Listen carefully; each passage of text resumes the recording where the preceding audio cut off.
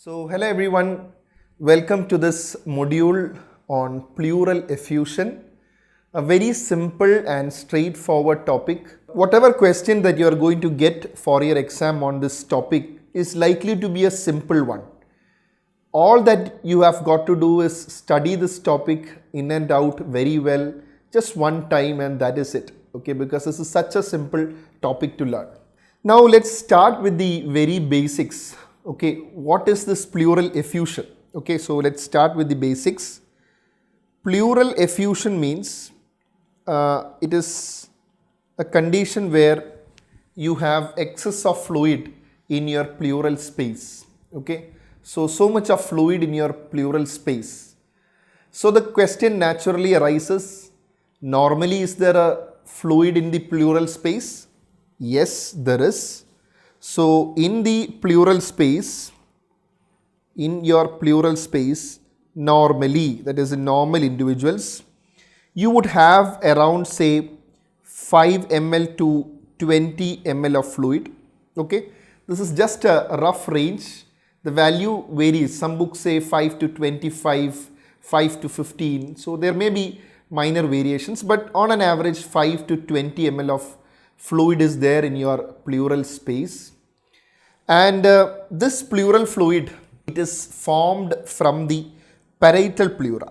Okay, so it is the parietal pleura capillaries. Okay, you have the parietal pleura capillaries that actually form the pleural fluid. Okay, the parietal capillaries. Okay, and the reabsorption of the fluid that is formed is by the lymphatics. Okay, so formation, it is the parietal pleura capillaries, and the lymphatics of the pleura is involved in the reabsorption of the pleural fluid.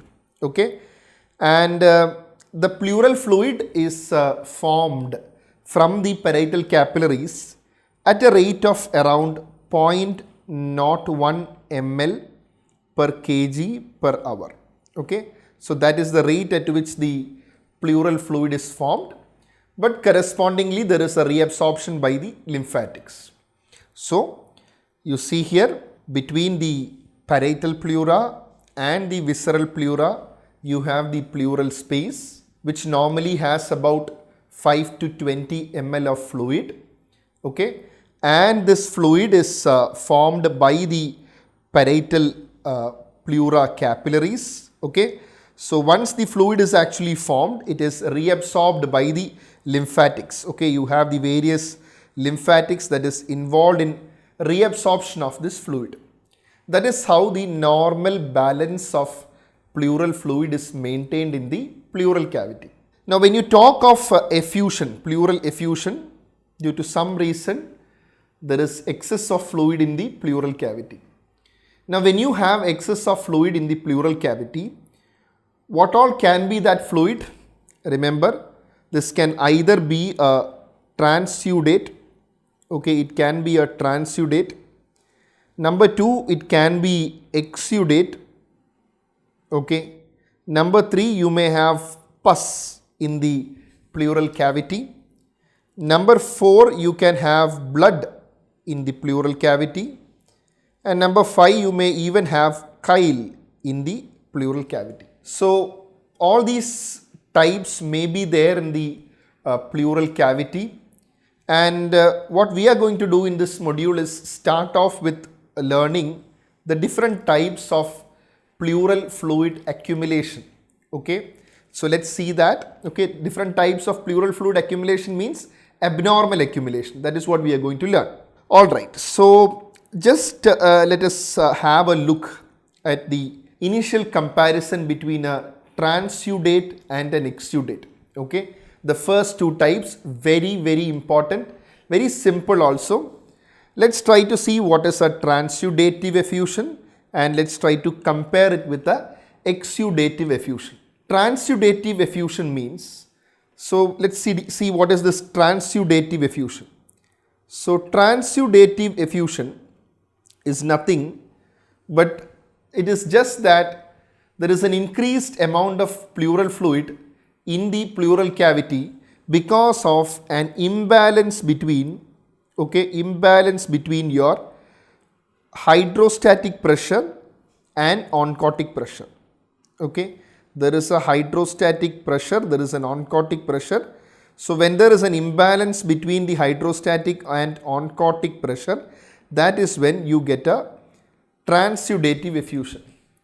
Now, what do I mean by this? See, you have normally a hydrostatic pressure and you have the oncotic pressure. And you know that this oncotic pressure is predominantly contributed by the plasma proteins.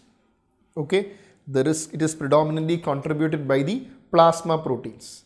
Now what happens is that in case of transudate, okay, the parietal capillaries, parietal pleura capillaries, either there is an increase in the hydrostatic pressure, okay, the hydrostatic pressure increases so that the balance is shifted in favor of your hydrostatic pressure. That is, when you take the difference of your hydrostatic pressure minus your oncotic pressure, that would be high.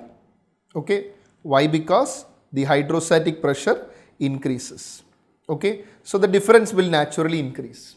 Okay, so then what happens is that when the hydrostatic pressure exceeds the oncotic pressure, there occurs a fluid filtration across this capillaries, okay, and this goes to where the pleural space. Why has it gone there? That is because the hydrostatic pressure is too much compared to your oncotic pressure, and because of this difference, there is an ultrafiltration of plasma. That is the key word. There is a ultrafiltration of plasma. There is an ultrafiltration of plasma. Now, the same occurs when, say, suppose your hydrostatic pressure is normal, but due to some reason, your oncotic pressure has gone down. In that scenario also, what will happen to the difference between hydrostatic and oncotic pressure? It will increase. And in such a scenario also there occurs ultrafiltration of plasma. So now do you get this point that a transudative effusion occurs because of an imbalance between what all factors? The hydrostatic pressure and oncotic pressure, ultimately translating to what? An ultrafiltration of plasma. Ultrafiltration of plasma. So remember, this is just an ultrafiltrate of plasma, and because you have a intact capillary endothelium, okay, there will not be any leakage of proteins, because per se it is the pressure dynamics that is being altered, and per se there is no damage or disease of the pleura. It is an imbalance between these two factors and thus resulting in an ultrafiltrate, which means it will be devoid of any proteins. Okay, and the fluid is what is called a transudate.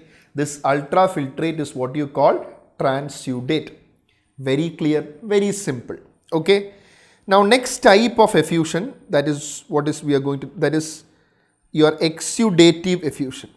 Okay, your exudative pleural effusion. Now what is this exudative pleural effusion? Exudative pleural effusion means here this occurs because there is often a disease of the pleura. Okay, so there is some disease that is involving the pleura. Okay, so in case of your exudative effusion, the disease either directly or indirectly, it is involving the pleura as well. That is, it is a localized problem. Okay, in case of your transudative effusion, it was not a local problem, it was a generalized problem, okay, with the dynamics of the pressure. But this one, there is some local problem there, there is some local disease there, as a result of which, okay, there occurs this leakage. How does that occur? Let's see that. You see this picture. Here what happens in an exudative effusion is, the most important point is you have got to see that there is some leaky membranes. Okay, you have all these capillary endothelial cells in the capillaries, so they become leaky. So there is a leakage that is happening, which means when there is a filtration that is happening into the pleural space, it is not just that it is an ultrafiltration. Some of the plasma proteins also would leak to the pleural space. So which means it is not just a plasma ultrafiltrate. This fluid is very much similar to the plasma fluid. Okay, the fluid that goes to the pleural space is very much similar to the plasma fluid. Okay, very clear. So that is what you call a exudative effusion. Okay, it occurs due to some disease that is locally affecting the pleura. Very clear. All right. Now it is very important for your exams to understand these two entities more. Okay, because if asked to put a single question from this module, I would maybe put a question based on this transudative and exudative. Okay, it is such a simple question, common question, but still, that is something that everyone should know. Now, what are the causes leading to a transudative effusion? Very simple, because I have already told you, transudative effusion means it is a generalized problem. Okay, so there is some problem in the pressure dynamics. So what are the likely causes? Remember, the most common cause of a transudative pleural effusion is a congestive cardiac failure. Okay, congestive cardiac failure is the most common cause of a transudative effusion. Now this can also occur because of other causes like your cirrhosis. Okay, because you know that in cirrhosis you have hypoalbuminemia. So what will happen to the oncotic pressure? It will decrease. And the same happens in nephrotic syndrome. Nephrotic syndrome, again very important. So the latter two is predominantly because your oncotic pressure is decreased. And in congestive heart failure, what happens is your hydrostatic pressure is increased. Increased hydrostatic pressure in CCF, decreased oncotic pressure in cirrhosis and nephrotic syndrome. Now these three are the most important causes of transudative pleural effusion. But there are certain other causes like your constrictive pericarditis,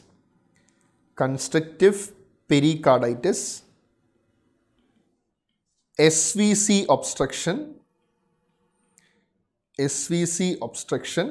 You can have even in myxedema, peritoneal dialysis, and also a condition by name urinothorax. So you might be wondering what urine is doing in the thoracic cavity. Well, this is a condition, the urinothorax is a condition where certain patients with obstructive uropathy, they may develop some retroperitoneal leakage of urine, and subsequently it may gain access to the pleural cavity, and thereby it might accumulate in the pleural cavity, that is known as a urinothorax. Now these are the causes of a transudative pleural effusion. Okay, so you see here in Harrison also they have given these causes which we have just seen: the congestive heart failure, cirrhosis, nephrotic syndrome, peritoneal dialysis, SVC obstruction, myxedema and urinothorax. Okay, so very important, these can be asked. Okay, very important. So these are the etiologies of what? Transudative effusions. Okay, but remember in your exam you have got to learn regarding exudative effusions as well. Well, the list of these transudative effusions were slightly smaller, but the exudative effusion is a larger list. Okay, so let's try to see what are the causes of exudative effusion. We will see the most important ones. Okay, most important ones. So exudative effusion, the most common exudative effusion that you have got to learn is an effusion associated with a pneumonia, which is your synpneumonic or parapneumonic effusion.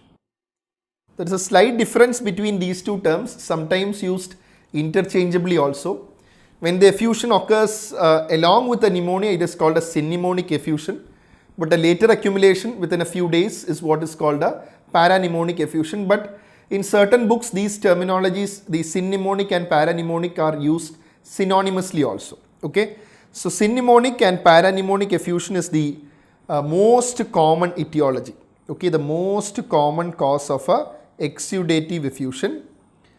Then you also can have malignancies causing exudative effusion, malignancies causing exudative effusion, and you can have tuberculosis, tuberculosis causing exudative effusion.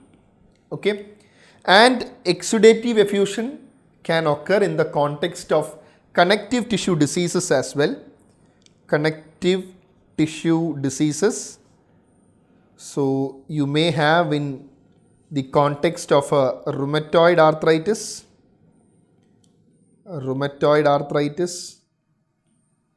Sjogren's syndrome, SLE. Okay, so you can have associated with connective tissue diseases. Then you may have exudative effusion associated with an acute pancreatitis, okay, and esophageal rupture. Now just to bridge these two causes, the acute pancreatitis as well as esophageal rupture, they predominantly cause left-sided pleural effusions. Okay, just keep that in mind. They cause left-sided pleural effusions. Now remember, it is predominantly acute pancreatitis involving the tail of the pancreas causing the left-sided effusions. Yes, you can also have exudative effusion associated with Meeks syndrome. I am sure that you would have learned with your OBG lessons also that Meeks syndrome means this is an effusion that occurs in association with a ovarian fibroma and thecoma. Okay, ovarian fibroma or a thecoma, that is in association with ovarian tumors, you can have this effusion. So these are the causes of exudative effusion. Okay, exudative effusion. Now just to say a few points on each of them. First of all, your synpneumonic effusion or parapneumonic effusion. So meanwhile, there is another point that you have got to know, that is we learned regarding the various transudative effusions, right? These transudative effusions, all these causes, they are most likely to cause bilateral effusions. Because see, this is occurring because of a generalized problem in the pressure dynamics. So which is why the effusion caused will not be unilateral, they will cause bilateral effusions. And all these causes of your exudative effusions, they may cause either unilateral or bilateral. You cannot be 100% sure. Okay, so this may be either unilateral or bilateral effusions. Unilateral or bilateral effusions. Very clear? Okay. Now just a few words which you should know with respect to each of these exudative causes. Just a couple of MCQs here. See, about this synpneumonic or parapneumonic effusion, one important point that you have got to know is a synpneumonic or parapneumonic effusion is likely to be a mild to moderate effusion only. Okay, mild to moderate. It is very, very unlikely that a synpneumonic effusion, okay, that is an effusion that is associated with a pneumonia, okay, is massive. It is very less likely that it is going to produce a massive effusion. So if you see a patient who is clinically being suspected of pneumonia and has a massive effusion, do not think that, okay, this is matching. There is some problem, okay, because a pneumonic effusion usually produces a mild to moderate effusion, okay, never a massive effusion. Whereas your malignancy and tuberculosis are very well known to produce massive effusions. So does that mean all cases of malignancies are large effusions? Need not be, but if an individual has a massive effusion, it is more likely that he has a malignancy or tuberculosis as the probable etiology. Okay. Then you can have effusions associated with connective tissue diseases. Again, this may come as a clinical scenario for your exam. So remember that RA, SLE all can produce pleuritis, pleural inflammation. So see, there is a problem in the pleura there. Remember I told you in exudative effusion there is something happening to the pleura directly or indirectly. Okay, and thus it is a exudative effusion. And the other points I have just said about pancreatitis, esophageal rupture and Meeks syndrome. So these are the causes of exudative effusion. Now I'll just take your attention to a table in Harrison, which I would say that this is a big table, okay, which is just to show you the causes of the exudative pleural effusion, which we have discussed, but just wanted to show you it is such a big list. Okay, that is why for your exams always learn your the transudative effusions well and the most important causes of your exudative effusions. Okay, and the rest of the thing definitely it is likely to be a exudative effusion. Okay, very important. Now another point that I want to add here is about drug-induced effusions. So certain drugs are known to produce pleural effusions.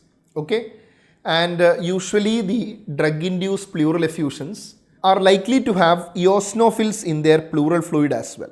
Okay, they have eosinophils in their pleural fluid. Okay, remember eosinophils in pleural fluid is not very specific to your drug-induced pleural effusion. Even if you have certain infections, certain parasitic infections like a Paragonymous Westermann infection, that also can have eosinophils in the pleural fluid. Okay, but it is very important that for your exams you know the causes of drug-induced pleural effusions, because this is given in Harrison also. Very important, you have nitrofurantoin, dantrolene, methisergide, bromocriptine. You have procarbazine, amiodarone and dasatinib. Maybe you can add procainamide also to this list, but these are the most important ones. It is likely that in your exam they may give a scenario of a patient probably taking some drug like a bromocriptine. Okay, they might try to make it a lengthy question. So they might try to add, okay, the patient was on some drug like a bromocriptine for, okay, maybe a pituitary adenoma, prolactinoma treatment, and then he was found to have some effusion. So then you have to suspect a drug-induced effusion. But remember, this is not a common one, bromocriptine producing effusion, but that is how the entrance exam goes.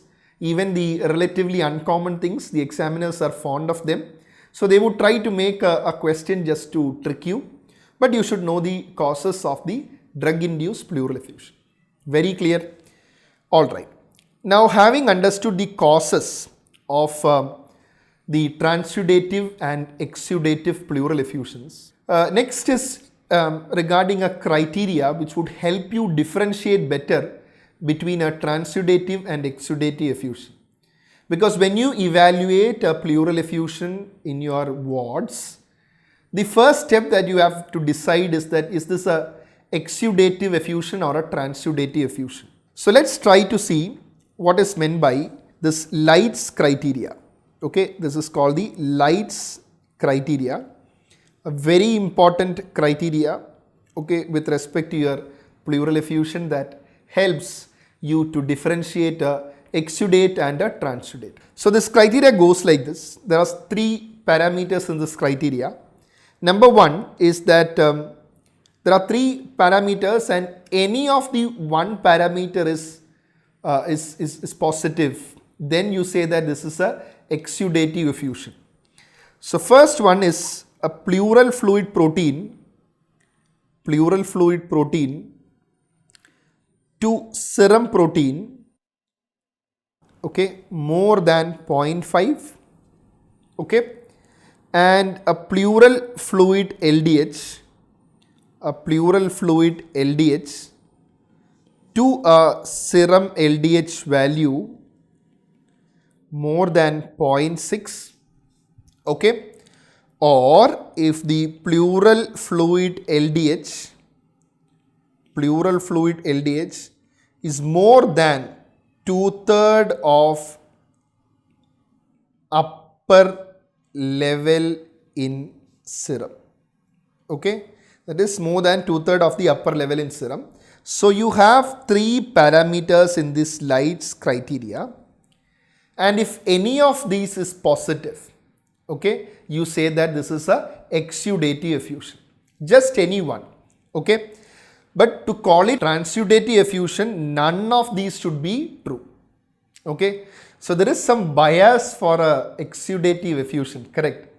So which is why it is said that one lacunae in this Light's criteria is that if you apply this Light's criteria, there is a chance that 25% of the actual transudates may be misdiagnosed as exudate. Okay, may be misdiagnosed as exudate.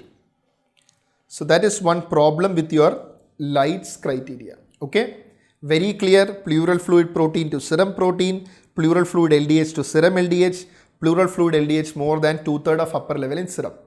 So you see what are the parameters that are being taken, the protein level as well as the LDH. That is the one used for Light's criteria, and keep in mind that they are not using the sugar values. Okay, they are not using the sugar values to distinguish a exudate from transudate in the Light's criteria. Just keep that in mind. Very clear? Okay.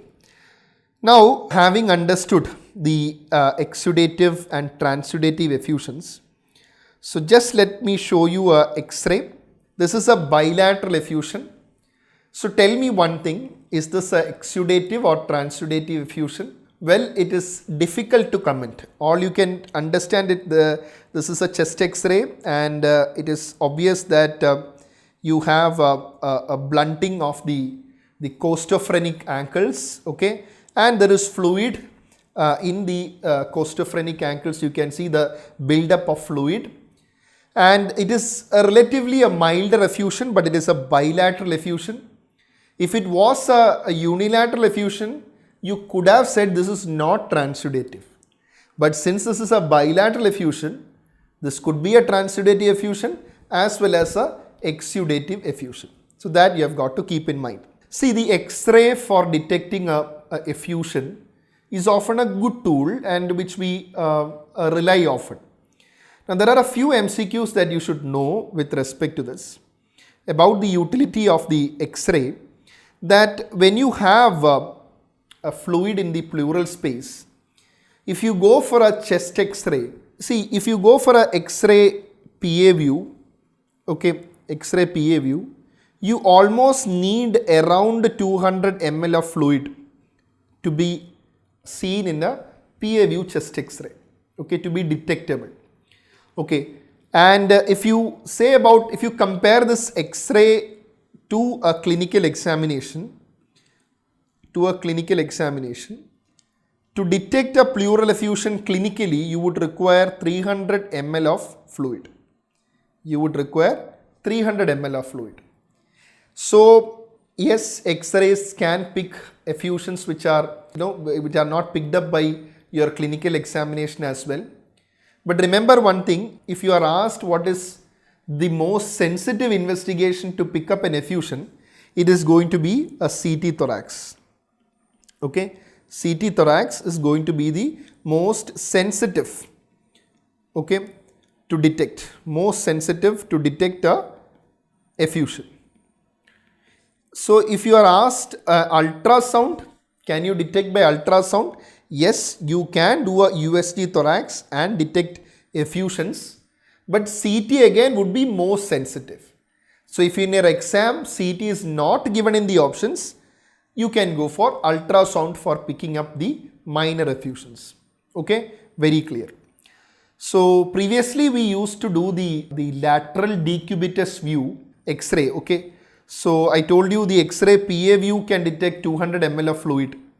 But remember the lateral decubitus view, okay, lateral decubitus view can detect even up to 50 ml of fluid. Okay, so even up to 50 ml of fluid can be detected by the lateral decubitus view. Okay, so that just keep in mind this question also. Lateral decubitus view, clinical examination 300 ml, but most sensitive is, even less than this 50 ml you can detect by CT thorax as well as ultrasound. Most sensitive is CT thorax. Okay, very important. So the next, yes, here what are you seeing? So here you are seeing a left-sided pleural effusion, correct? You are seeing a left-sided effusion, and it is quite obvious that you might have already learned about your Ellie's S-shaped curve also. Okay, in the effusion you have the Ellie's S-shaped curve, okay, which you are appreciating here, which is because of the fluid in the pleural space. So some conclusion you can make from this is that this is not likely to be what? This is not likely to be a transudative effusion. Very less likely. Because if it was transudative, more likely it would have been a bilateral effusion. That you have got to keep in mind. So another case I'll show you of a patient with a massive effusion. Remember I told you in the causes of exudative effusions, you can have massive effusions associated with malignancies, tuberculosis. Often it, if it goes very high, it can actually, if it is above the second rib, that is when you say it is a very massive effusion. And when such massive effusion happens, this fluid, okay, when you lie on the opposite side, suppose if there is a left-sided effusion, as in this case, left-sided massive effusion, when the patient lies to the right side, the fluid would sometimes, shift towards the medial side, and there can be some compression of the mediastinal structures, and it can actually increase the breathlessness. So when you have a massive effusion on one side, lying to the opposite side would cause breathlessness, and that is what you call a trypopnea. Okay, trypopnea. So that is usually associated with massive effusions. So what is this trypopnea? In massive effusions, when you lie, to the opposite side of the effusion, because of the fluid shift and subsequent compression, you may experience breathlessness. That is called a trypopnea. Okay, so remember this also. All right. So this is another massive effusion you can see here. So here you can see appreciate the tracheal shift also. A massive effusion, almost like the whole lung, you are not able to see such a massive effusion. It can cause a mediastinal shift also. Okay. So that is again a massive effusion. And this again I told you, ultrasound can be a very useful technique to detect small amount of fluid. Okay. So you can go for ultrasound. And CT thorax also a very useful test. Okay, you can see fluid here to detect effusions and to detect if there is some other underlying structural pathology. You can go for the CT thorax. Okay, all right. So you have learned regarding the differences between transudative and exudative effusions.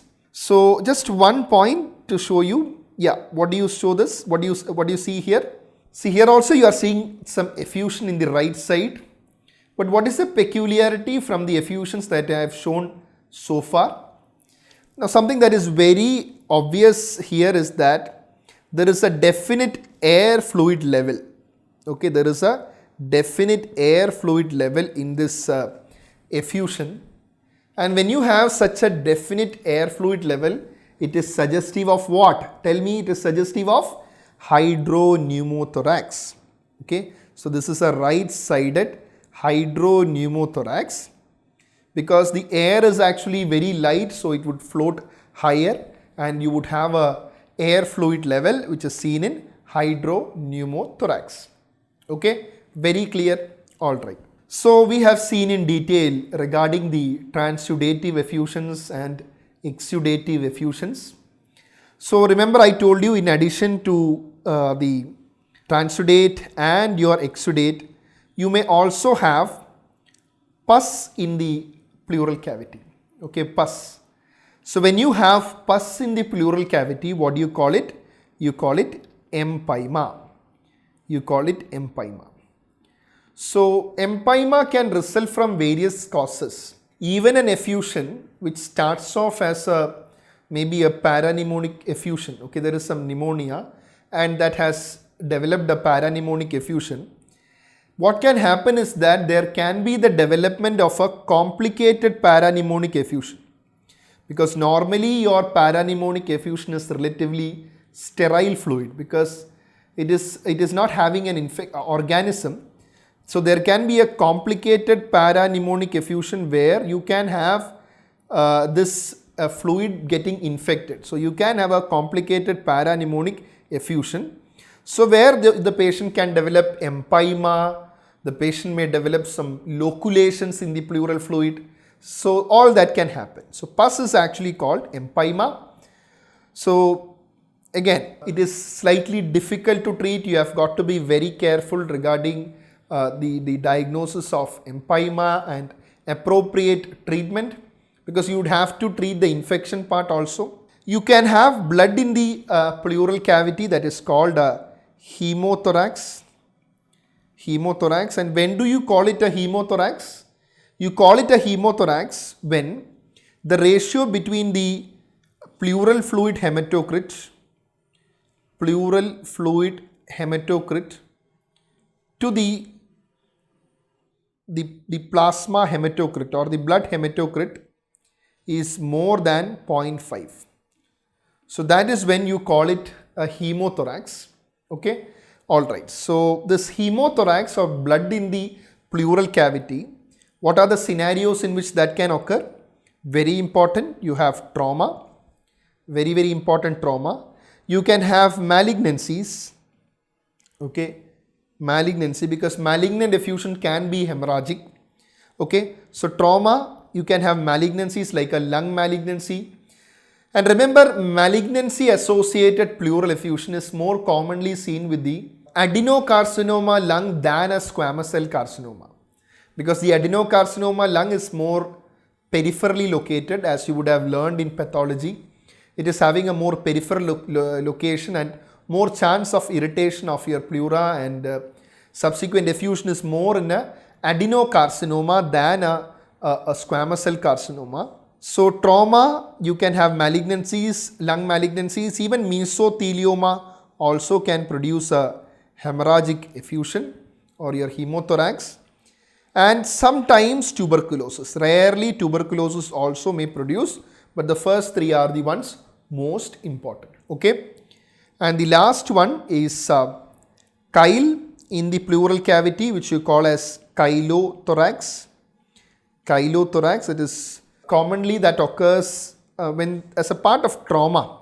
Okay, or you can say that whenever there is some thoracic surgery and there is some injury to your thoracic duct, you may get chylothorax. Okay, you may get chylothorax. Now, a very important point that you should keep in mind when you discuss chylothorax is chylothorax or chyliform effusion. Okay, chylothorax or chyliform effusion should always be differentiated from a pseudochylous effusion. Pseudochylous effusion. So, see, in chyliform effusion, what happens is that, or you can even call it a chylous effusion. So there it is the milky white color that you see in chyliform effusion or chylous effusion is due to the chylomicrons and the triglycerides. So that is what gives it the milky white color. A pseudochylous effusion would have a similar appearance, but again the level of chylomicrons and triglycerides are it's not high. And here what happens is that in pseudochylous effusion, often it is a result, it looks like a chyliform effusion, but often it is a sequelae of certain conditions like a rheumatoid arthritis. Okay, conditions like rheumatoid arthritis. And in this rheumatoid arthritis, what happens is that you will have cholesterol crystals. Okay, this is very important. Cholesterol crystals. Okay, you will have cholesterol crystals in the pleural fluid in your rheumatoid arthritis. Very important. So I will just show you a picture here of a patient who had a rheumatoid arthritis pseudocylus effusion. So yes, you can see here. You see the appearance here. Okay, it appears slightly yellowish here. So this pseudocylus effusion in the rheumatoid arthritis in this case, when this fluid was investigated, so this one is the right stain, and you can next see a wet mount preparation, and what you see here in the wet mount preparation is an appearance that is known as a shattered glass appearance, and the final one is the polarizing microscopy appearance. So all this is suggestive of a rheumatoid arthritis, is suggestive of a cholesterol crystals. Okay, that is what causes this shattered glass appearance, and this case was a case of a rheumatoid arthritis having pleural fluid cholesterol crystals. Now let me tell you one point, that every time a rheumatoid arthritis may not produce a milky white color. That is one thing you have got to understand. Because though it can produce a pseudocylus effusion, sometimes it might appear very much turbid, because as in this case also it is not a milky white color. So remember that rheumatoid arthritis is one of the causes of pseudocylus effusion. Doesn't mean that all cases of rheumatoid arthritis will be having a milky white color. Very clear? Okay. So having seen the various etiologies and what are the types of fluid accumulations that can occur in the pleural cavity, just let's have a look at the various fluids in the pleural cavity. You can see the different types of fluids. Okay, you can see there is a transudate, and then here you can see the hemothorax, and the next one is actually a case which was a exudate to begin with, and subsequently there occurred an empyema also. So this was an exudate. Okay, and so you can see some buildup of a pus-like appearance also in this fluid, because I told you your paranemonic effusions can get complicated, and you can have gross pus, because even in your exudate also you are having inflammatory cells, that is the neutrophils and all. But when there is gross pus, that is when you call it empyema. Okay, all right. And this one is the chylous effusion, a milky white color. Okay, chylous effusion. Okay. So all right. So far what have we learned? We understood the normal pleural fluid dynamics. We understood what all types of fluid accumulation can occur in the pleural space. We saw the causes of transudative effusion. We saw the causes of exudative effusion. And remember, always the order is pneumonia first, the most common cause. It's not tuberculosis, the most common cause of exudative. Do not get that question wrong. It is pneumonia. And then you can have malignancies and your tuberculosis producing effusion. And always remember, malignancies which are likely to produce effusion, always the most common is lung malignancy, adenocarcinoma of the lung, that is most common, very, very important, and all other peculiarities also I have said. Now, suppose you have a case of an effusion. Okay, how are you going to work up this case? Right, you have got to reach a diagnosis, right? So let's try to see how are you going to work up a case of pleural effusion. So regarding that, I will take your attention to chart in Harrison, that is a diagnostic algorithm to pleural effusion. Let me remind you, when you have a patient with pleural effusion, first of all, take a good history, okay, and then do an examination, because that will actually help you get the actual clinical background, because that again is important. Now remember, for your MCQs also, you must be knowing what are the examination findings in an effusion as well, because as you would expect, in case of a effusion, you tell me what are the findings that you would look for, the examination findings. So the specific examination findings, I mean, when you have a fluid in the pleural cavity, naturally your vocal fremitus, vocal resonance, both of them will be decreased. And what type of dullness are you getting? Stony dullness on percussion, okay, and on auscultation, decreased or absent breath sounds. Decreased or absent breath sounds because of the fluid in the pleural cavity. Okay, so these many points are simple points, but I just wanted to mention because it might come up as a part of your question. Simple ones. Now you see here, when you have a case of pleural effusion and when you want to evaluate it, the first step that you would go for is a diagnostic thoracocentesis. Okay, that is, you are going for a pleural fluid tap. Now when you go for a pleural fluid tap, which is called a thoracocentesis, there are a few points that you have got to know within this. If you want to go for a pleural fluid tap, first of all, which site will you choose for doing the tap and how will you do the tap? Regarding the site selection for doing a thoracocentesis, see, the ideal site is the 7th intercostal space in the mid-scapular line.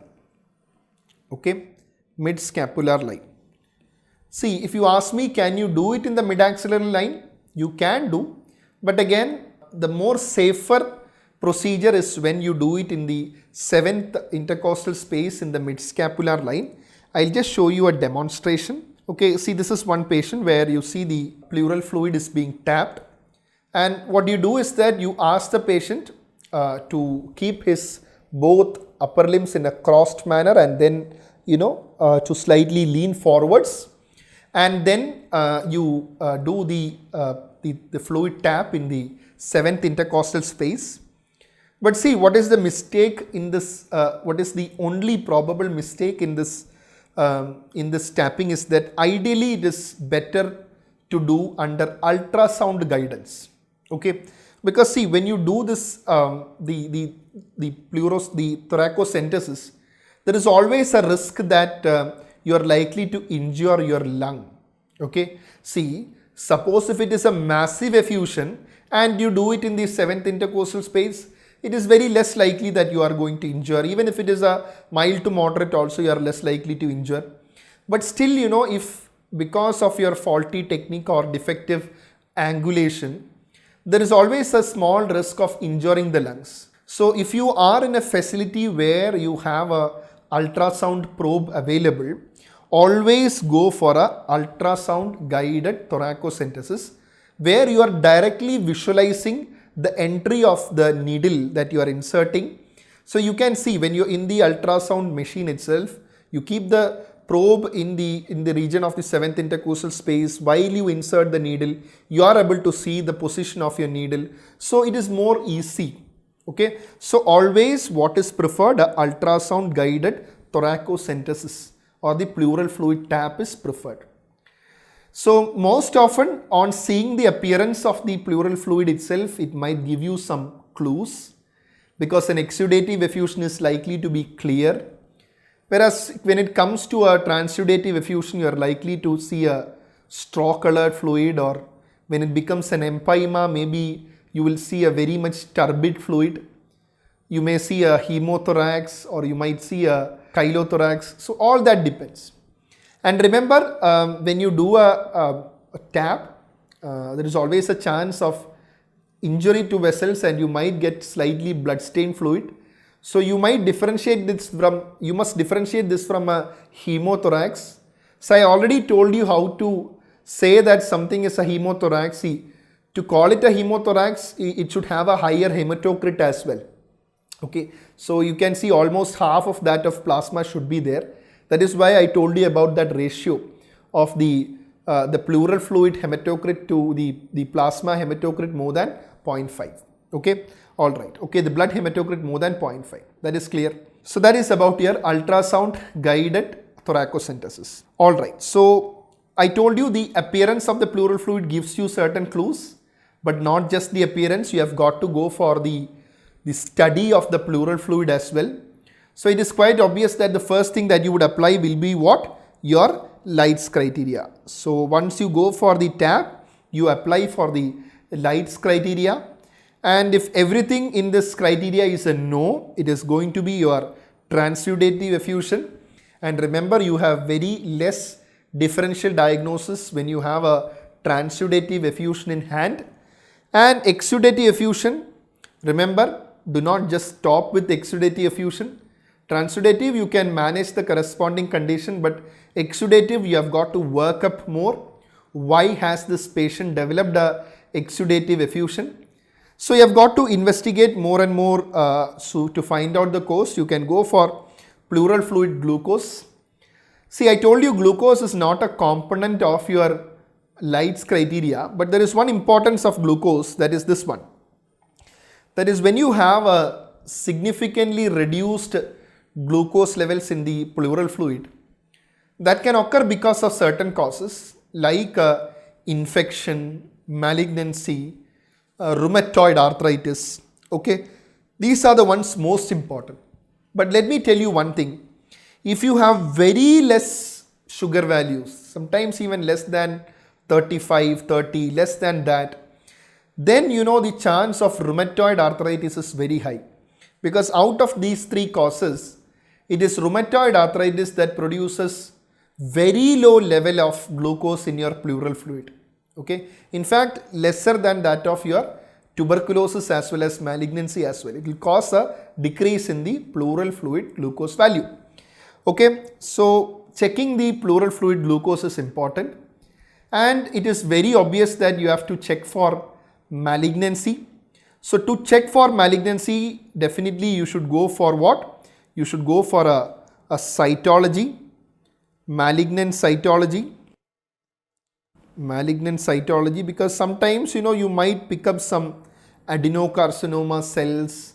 It might be a breast malignancy, so you might be able to get some cells in the malignant cytology, and sometimes the cytology might not yield. So in such a case, you will have to go for a thoracoscopy and a biopsy of the pleura. Okay, so sometimes you might not get this yield in case of a malignancy. Okay, so do not always think that all malignant effusions, the malignant cytology will be positive. So if it is not positive and you are suspecting, go for a thoracoscopy and biopsy.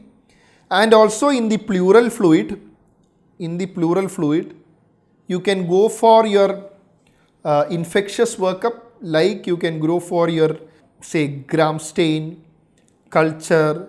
Very important, you can go for your CBNAT, that is your gene expert. And remember CBNAT, okay, the pleural fluid yield of the CBNAT technique in the pleural fluid, the yield is not as great as in case of your other fluids, because I have discussed in the module where I have discussed the tuberculosis, I have said that the yield of CBNAT with pleural fluid is only 43%. So a pleural fluid, a tuberculous effusion, see, that is, you must first of all understand that this is not a pulmonary TB, this is an extra pulmonary TB. Many of the students think that a tuberculous pleural effusion is a pulmonary TB. No, it is an extra pulmonary TB. And when you have a pleural fluid effusion as a part of tuberculosis, the CBNAT yield is not that great. So sometimes you would have to go for a pleural biopsy. And in the biopsy specimen, you can go for CBNAT to get the yield. Okay, that is also possible, which has a better yield than your fluid alone. So obtain the pleural fluid cytology, the differential count, stain, then you work up for tuberculosis. The common causes of the tuberculosis, common causes of exudative effusion, you have got to work it up. Okay.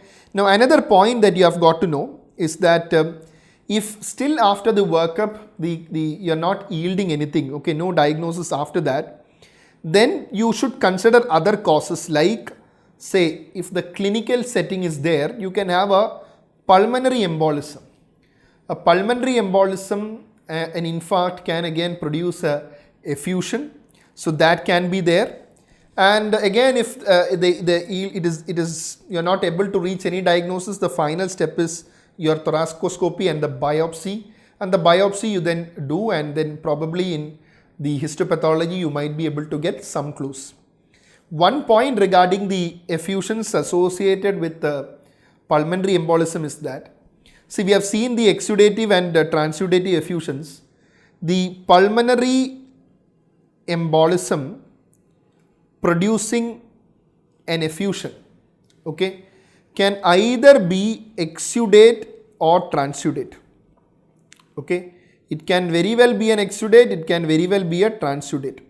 Okay, and effusions associated with pulmonary embolism may also have eosinophils. Remember, drug induced effusion, we saw eosinophils in the pleural fluid.